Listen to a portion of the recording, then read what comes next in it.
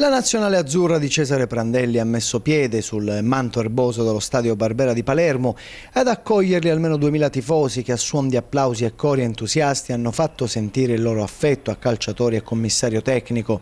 Stasera, come sappiamo, in programma la partita contro la Bulgaria, valida per le qualificazioni ai mondiali del prossimo anno in Brasile. Al loro ingresso i giocatori sono andati immediatamente in direzione del settore riservato agli spettatori. Particolarmente acclamato Gigi Buffon, capitano della nazionale, con i compagni di squadra che nel frattempo avevano dato via agli esercizi di riscaldamento. Una partita dopo la quale Prandelli spera di essere già stasera più vicino al Brasile. È l'unico argomento che gli sta a cuore in queste ore, non pensa certo al suo divorzio dalla FIGC e a chi prenderà il suo posto dopo il prossimo mondiale. Non sono meravigliato per il tanto rumore, ha detto, so che è un ruolo particolare, vivo il momento con serenità e non è stato detto né da me né dagli altri niente di particolare.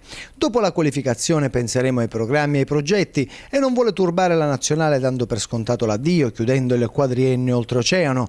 Non ho assolutamente deciso, ora però c'è un match delicato. Io ho il massimo rispetto per l'avversario e la massima concentrazione per questa partita decisiva.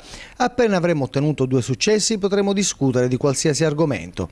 Al Barbera supererà il maestro Trapattoni, 45 gare azzurre contro 44. Il futuro è il Brasile a giugno. A Palermo il quart'ultimo ostacolo verso il mondiale è la Bulgaria di Penev, la seconda con un ritardo di 4 punti dall'Italia, conoscendo il risultato della Repubblica Ceca, che è terza a 5 punti, ospita alle 18 l'Armenia e che martedì gli azzurri riceveranno a Torino per quello che può diventare il primo match ball senza aspettare la gara contro la Danimarca l'11 ottobre a Copenaghen o quella contro l'Armenia il 15 ottobre a Napoli. Io preparo una gara alla volta e questi 3 punti sono fondamentali, non sono teso ma in certe partite non si sa mai.